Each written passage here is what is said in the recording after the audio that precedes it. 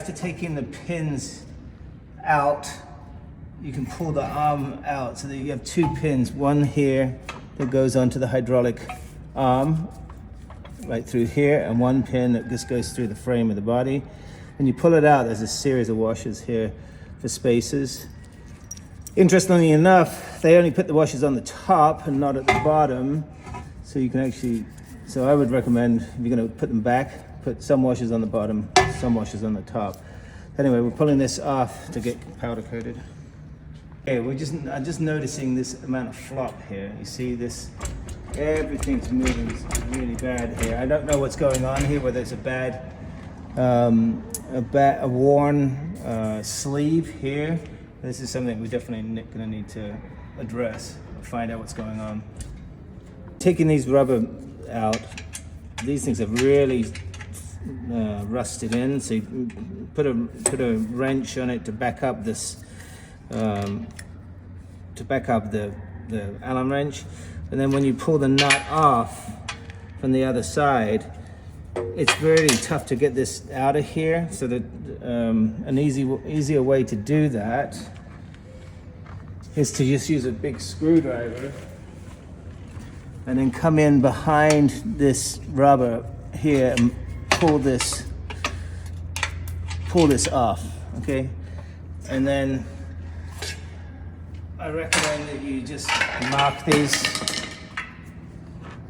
So this is driver's side, inner, and this is the front. So I just mark them so where they're not, so you know where to put them back on. And then I just I just store it like that.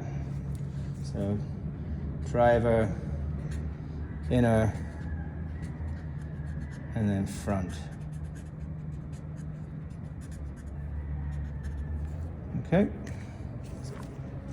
Okay, so removing these pins, basically what I end up doing, soaking in with WD-40, putting in a really large pipe wrench on this thing to get them moving, then putting a jack underneath this to support the weight, and then pulling the pins out. But you can see the wear in these pins. It's not supposed to be like that. Well, this one's a little bit better. So these pins will need to come out, but you can see at the bottom it's a similar arrangement here. Now these pins have not been able to get out. I've heated them, tried all kinds of things, so to keep working on those. But you look at the slop here. And this is the same slop you're gonna see here. So to remove the slop, we have to put a bushing in here and put new pins in, or get new arms and pins. So we may end up having to cut these things off, so we may end up having to get new arms and pins anyway. Yeah. So I've tried heating this up, trying to pry it open. This is just not coming out. As you can see, this one here, so much slop in here. It's not, it's hooked up on this either this side or this side. So rather than messing around with this anymore, I'm just gonna cut the pin here. And once I've cut it, I'll cut the pin here, and then I can pull it out, and then I'm just dealing with two smaller pieces to knock out. Okay? Cut through both sides, so now I can pull that section out. You can see the sleeve there. So now I'm gonna go ahead and just heat this one piece, or just try to lubricate and get this piece out. The worst case scenario is I'll have to drill it out, but hopefully it'll come out. Okay, I finally got this thing out. So now I cut it and then put a pipe wrench on here, twist it, WD-40. Finally got it out. So now that's out. Now I still need to get this section out right here and here. So I'm just gonna use a socket and an extension, come through here and just knock that out now. All right, let's see how that goes. Okay, and let's get that out. So worst case scenario, cut both sides, work this side out, and then once you got that side out, put a socket in an extension, just bang it out. All right. Okay, I lathed this punch tool here. So what happens is these pins that go through the frame of the lifters, they get corroded. You can see some corrosion in here, but sometimes they'll get corroded and bond themselves to the arms. So when you go to hit them on the face here with a socket, if you don't get the positioning just right, you'll start rounding over these edges, and that just compounds the problem.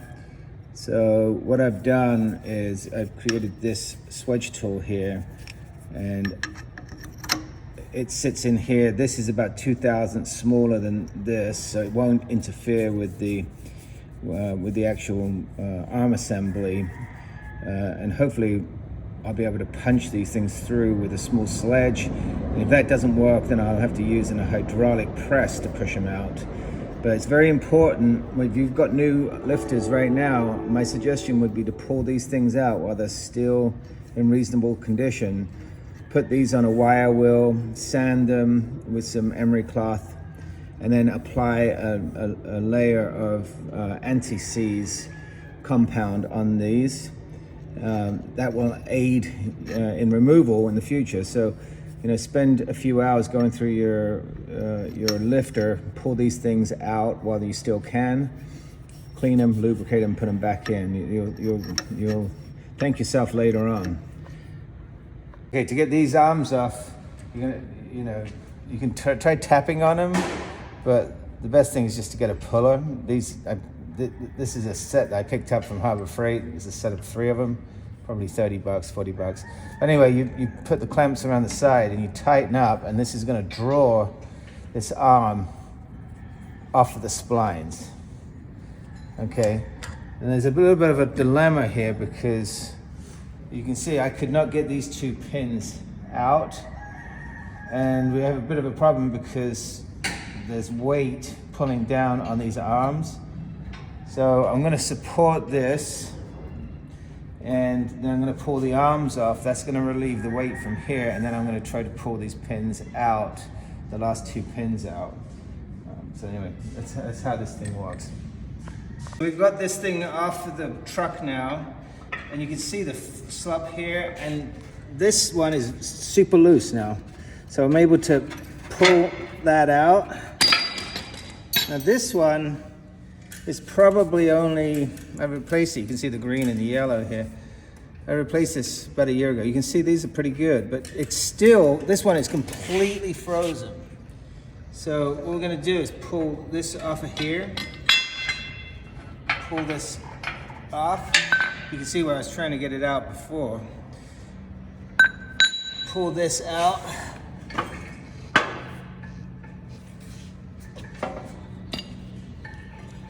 And you can see this is seized in here. So we'll give this a knock and see if we can get it off.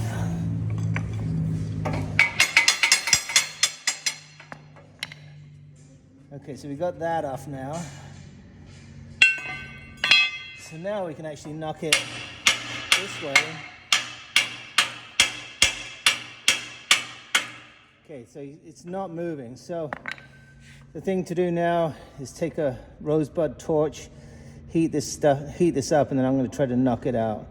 That's the next step. If that doesn't work, once again, cut it with a sawzall here, cut it with a sawzall here, and punch it out, knock it out. At the worst case scenario, you can drill it out. Okay, we've got all the pins out. We took a 50-ton press to press these things out. They were just solid. But this one here, this pin that goes through here, we've heated it, we've used the big press. We were just gonna damage the material. So there is no option here other than to cut this out, which, is basically taking a sawzall here, and then we'll have to get shims to put back in to steady this up. Once we've cut this out, then we'll have to get a small, very thin blade to go in, and we'll cut a slot through here, and then we'll use a punch to punch it out. And then we'll have to make or order new shims. Okay, to cut these bushings out, I would recommend getting a Sawzall blade like this. Don't see a number on it. Let's see here. No, there's the SKU number for it. There's the SKU number. So get one of those. Okay, if you're going to have to cut these shims out, I would recommend getting these Lennox blades. They fit in a Sawzall. They have a very thin, straight edge. So when you cut down, to cut 2 notches in this thing, you can keep it parallel and going up and down. So I cut these 2 out. I hit this one with a punch. And so we just took that piece out. So now if we hit it with a punch here, it will break away from the sides and drop out. So I'm going to go ahead and do that now. Okay, so I actually cut the notch. I tried to chisel it out, it wouldn't go. So I went ahead and used the tool that I made to knock it out. And here's the piece, the culprit. So you're basically cutting a notch on it and then chiseling this section out. And then that will give it enough room to move around with a punch or a chisel. Anyway, they're done, finally all out. So now the lifter now goes to the sandblaster to get it sandblasted, and I'll decide whether to powder coat it or just use Pour 15 on it, because the powder coating on this thing was so bad. I'm not sure if I want to do that again. Okay, so these arms have inserted press bushings. You can kind of see the little line right here. And this is the worn one. You can see how much slop there is here. This is a brand new one. And there's just basically there's just no movement there at all. It's tight and secure, so that stops the wobble. So the thing is, if you look in here, you can see a groove in the center. That's the machined arm, and then the 2 rings on the outside are the bushing. So so rather than replacing the whole arm, you can take this and knock out this bushing, and you can buy replacement bushings and save the arms. So I'll be using a punch or a punch to knock these things out. You're going to deform. I've spoken to Perkins.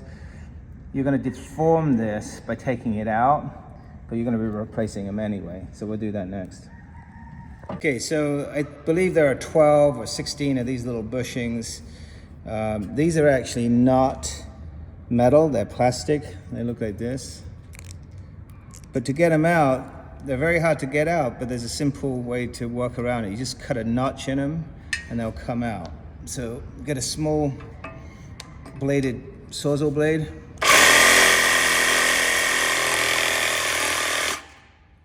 And then you cut through.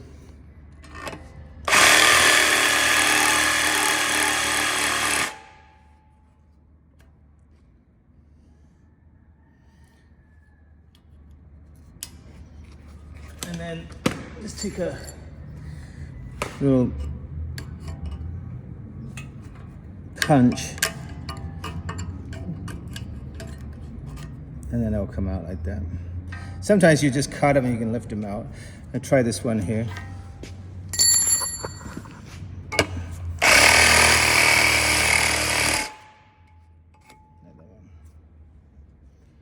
Okay. Okay, this arm was the original arm, and they fail on these welds right here and right here. So before we send these to powder coat, I'm going to put a gusset in here and weld it in on both sides to create some strength so we don't have a failure in the future. The new arms are actually solid metal, so they don't break here, but they do break here. So, but anyway, this will straighten it up and strengthening it up before it gets powder coated. So these are the gussets we made. I put one on this side. We're going to weld on this side and the other side. This one will go here.